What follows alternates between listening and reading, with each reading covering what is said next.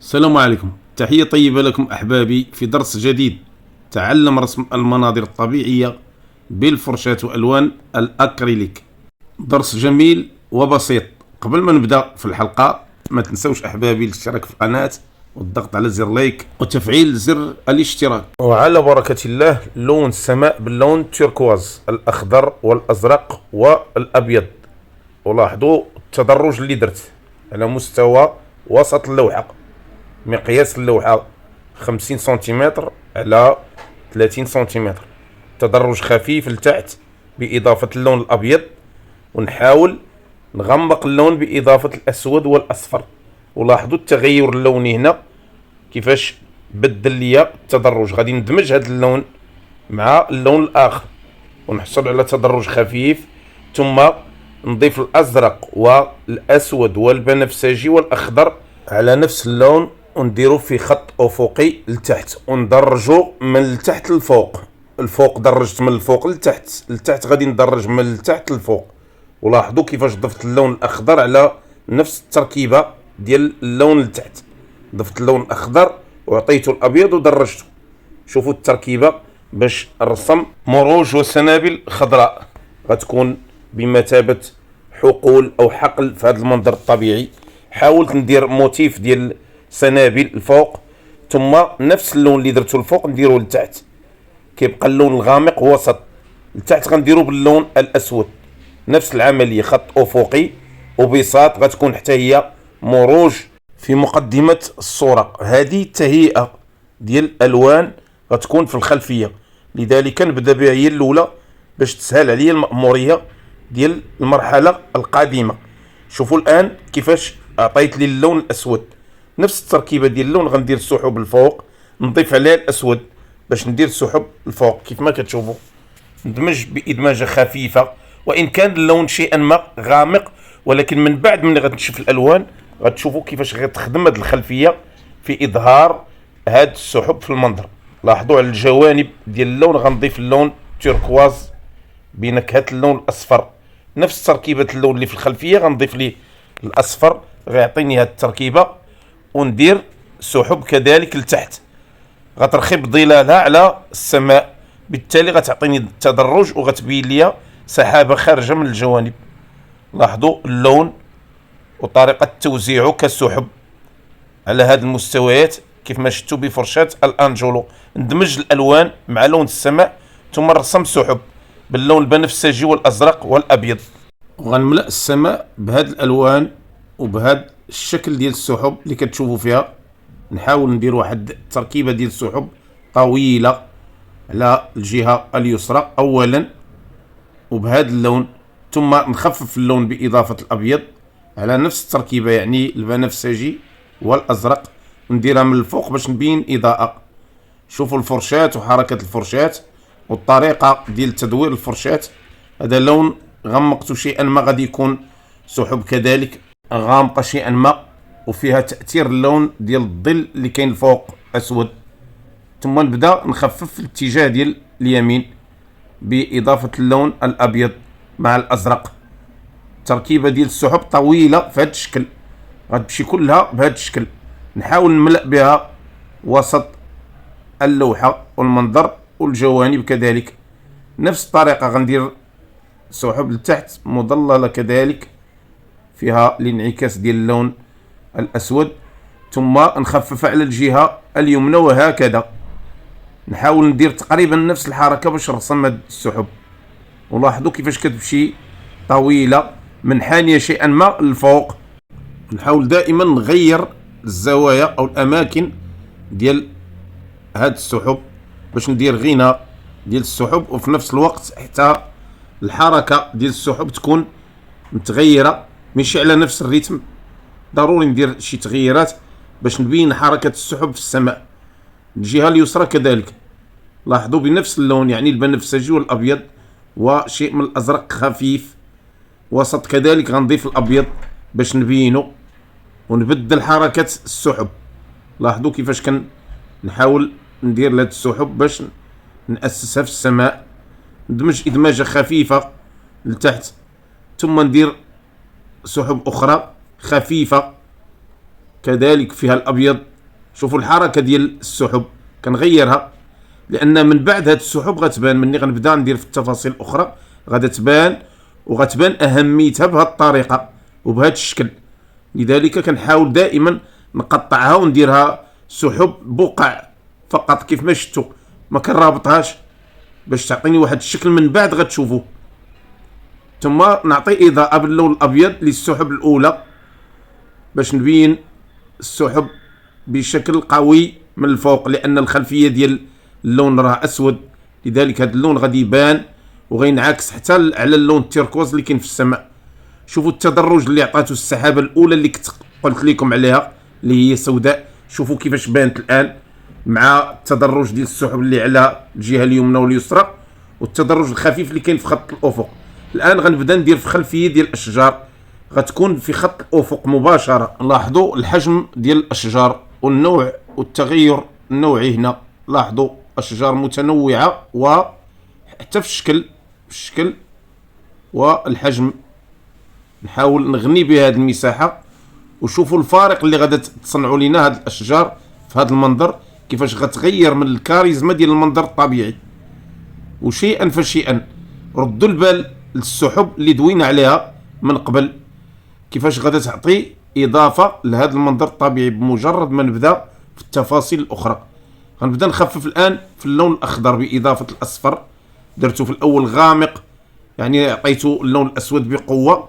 هنا غنبدا نخفف فيه على الجهه اليمنى باضافه الازرق والاصفر والاخضر بحكم ان هذه الجهه مضيئه شيئا ما.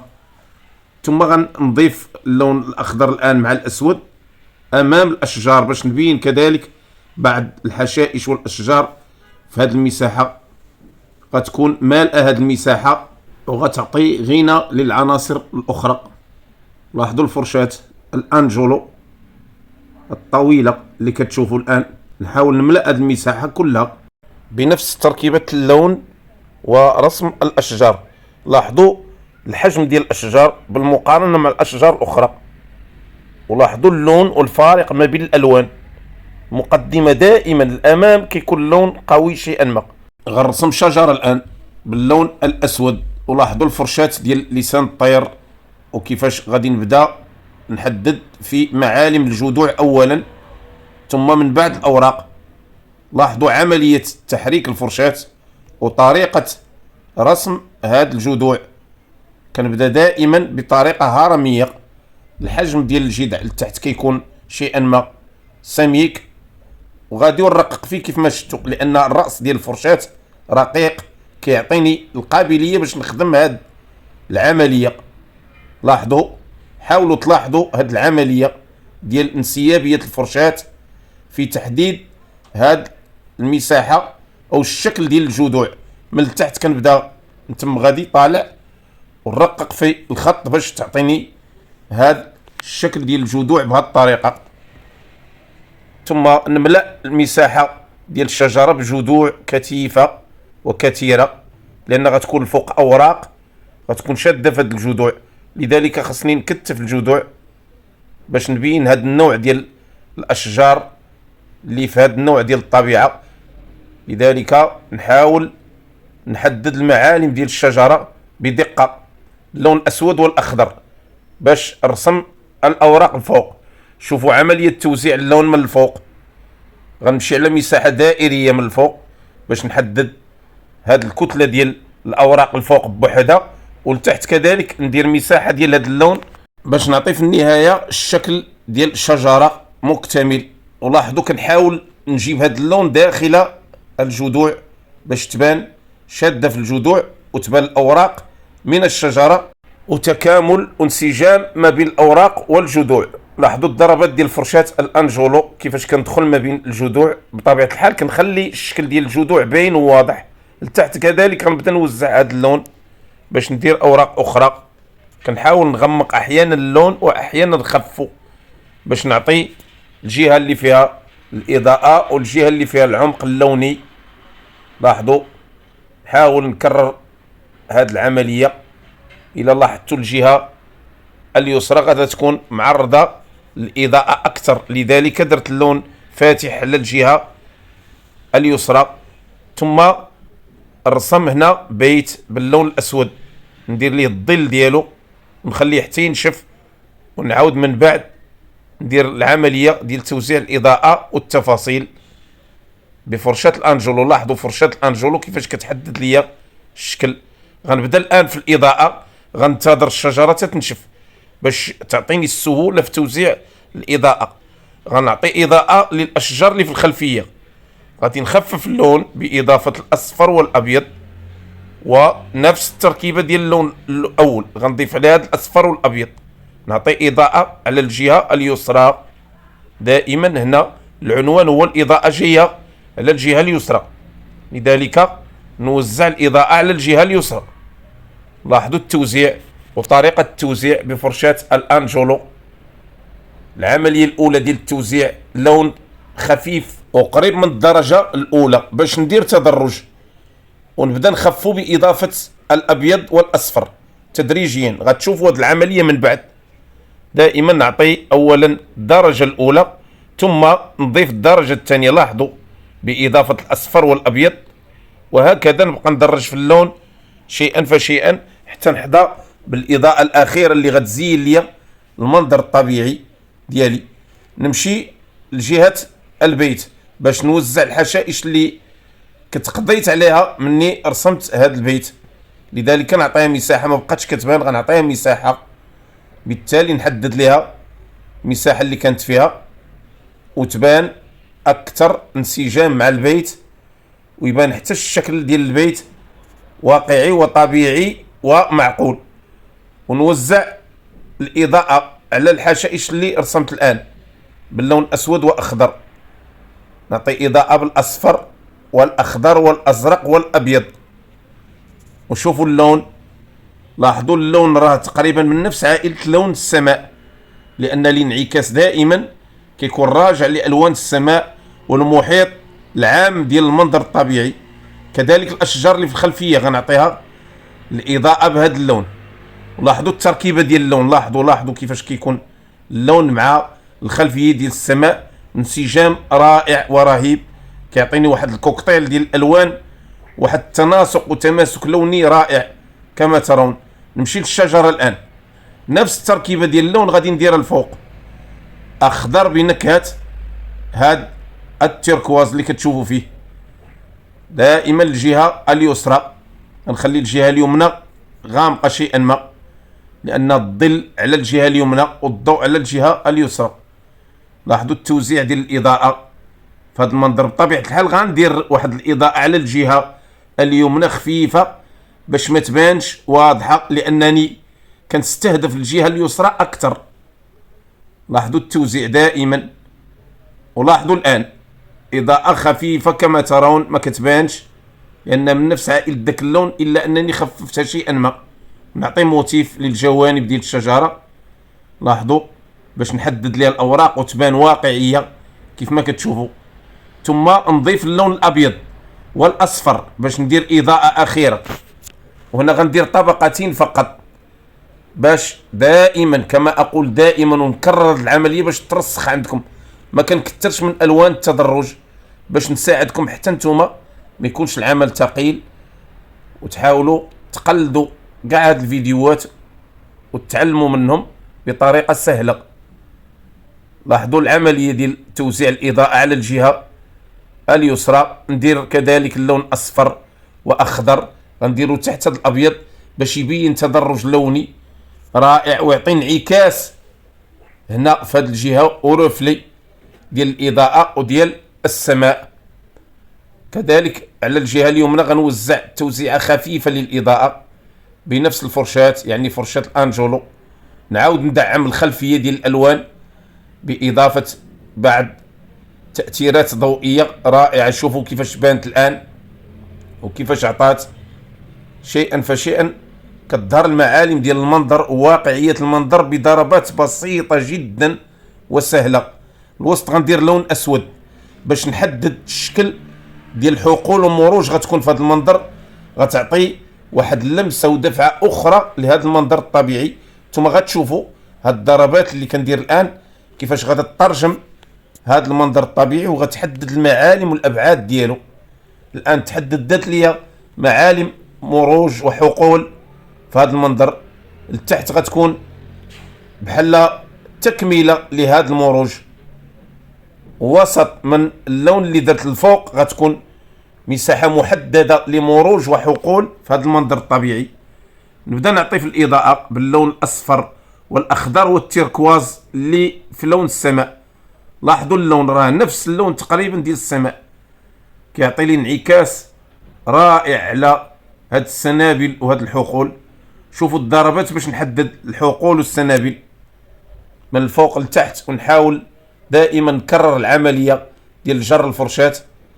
انا غندير اللون الاصفر اوكر من الفوق باش نعطي اضاءه اخرى وتبان السنابل مصفره، ويكون تدرج لوني تما غيزين ليا هاد المساحه اللي في هاد الحقل.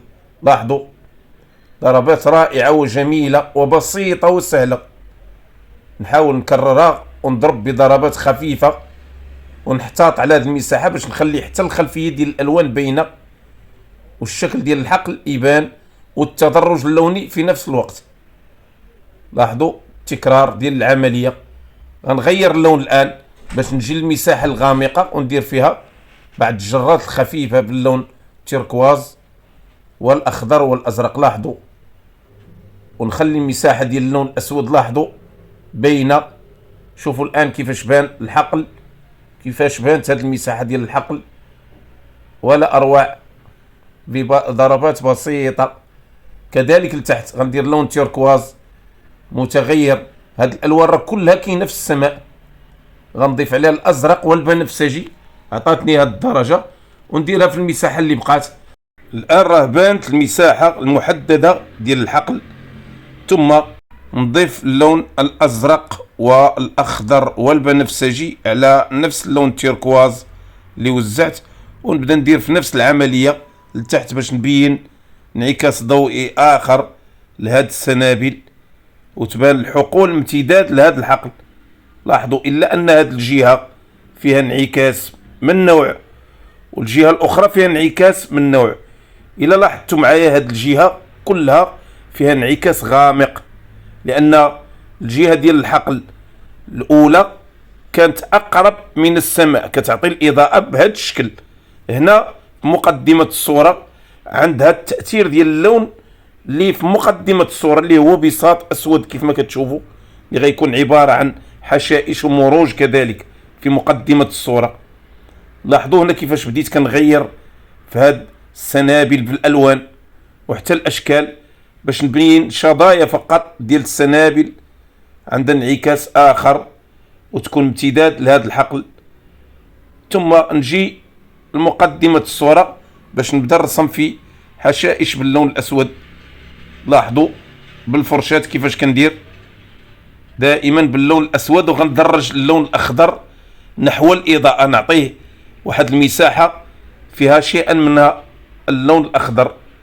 نوزع كذلك واحد اللون اخضر غامق على الجوانب. لاحظوا باش يعطيني اضاءه رفلي انعكاس ضوئي. ثم ندير اعمده هنا بحال السياج باللون دائما اللون الاسود، لان هذه المساحه منعكس عليها الظل والظلام، بالتالي خادت هاد التركيبه ديال اللون. وهذا ما كيمنعنيش باش غادي ندير شي اضاءه هنا باللون الاخضر باش نعطي تكميله للحقول ويكون واحد انسجام لوني ما يكونش نشاز كيف ما غتشوفوا. ندير بعض الجذوع الرقيقه والاعواد اللي غتبين سياج هنا مقدمه الصوره بفرشاه الانجل الرقيقه. ندير تقاطعات خطوط طول وخطوط عرض غتبين ليا هاد الشكل وتبقى تبان وسط كطريق. لذلك غنحدد المعالم ديال الطريق من بعد ما ندير حشائش وسنابل وبعض الاعواد. لاحظوا واوراق كذلك ديال السنابل. لاحظوا العمليه ديال التوزيع باللون الاسود وبفرشاة الانجولو. ندير اللون الاخضر الان باش نبين هاد الطريق فيها حشائش ومروج. لاحظوا اللون الاخضر، اللون الاخضر اللي مختلف على التركيبه اللونيه اللي درت في هذا المنظر، لان هذه المساحه راها مظلمه كيف ما كتلاحظوا، ولذلك هذا اللون غادي يكون منسجم مع التركيبه اللونيه. وإلا عطيناه مثلا المعنى ديالو غتكون الإضاءة ديال المنظر ضاربة فيه ويكون بحال اللون الأول، ولكن هو الانعكاس ديال هاد الظل هو اللي عطاه هاد اللون. حاولوا تفهموا معايا هاد الخصيصة. نوزع نفس التركيبة ديال اللون ولكن نضيف تيركواز باش يعطي كذلك انعكاس ديال الألوان الأخرى، وغنرسم معالم ديال الطريق. شوفوا كيفاش بنيت المعالم ديال الطريق. نضيف اللون الأصفر باش ننهي الإضاءة في هذه المساحة. ولاحظوا دائما كيفاش كتنسجم الألوان باللون الأصفر أوكر مع أبيض وأخضر. غندير انعكاس ضوئي على الحشائش والسنابل هنا وضربات وبعض النقط اللي غتعطيني هنا تركيبة ديال الحشائش والسنابل. ثم على الجهة اليسرى كذلك ارسم الطريق باللون التركواز والأبيض والأزرق. شوفوا الضربات ديال الفرشاة بطريقة خفيفة باش نحدد معالم ديال الطريق. الإضاءة للبيت باللون أزرق وتركواز وبنفسجي. لاحظوا القرميد واللون ديال القرميد فيها الأخضر والبنفسجي والأزرق. ثم غنعطي إضاءة من الجوانب الفوق باللون أبيض وندير بعض الرتوشات في القرميد باش نبين انعكاسات ضوئية بفرشاة الأنجلو. كما تلاحظون نحاول نعطي دائما إضاءة من الجوانب، خطوط اللي غتكون على الجهة ديال القرميد، ونعطي إضاءة باللون تيركواز للجذوع ديال الشجرة، لون تيركواز اللي دمج مع الأزرق والبنفسجي. ولاحظوا اللون راه نفس اللون اللي كاين لتحت في الأرضية. إضاءة كذلك بالنسبة لمقدمة الصورة للجذوع والحشائش اللي خارجة من الجذوع باللون تيركواز وأزرق وبنفسجي وكذلك أبيض. ولاحظوا الخطوط من الفوق. وهذه تقريبا راه هي المراحل الأخيرة لهذا المنظر الطبيعي الجميل.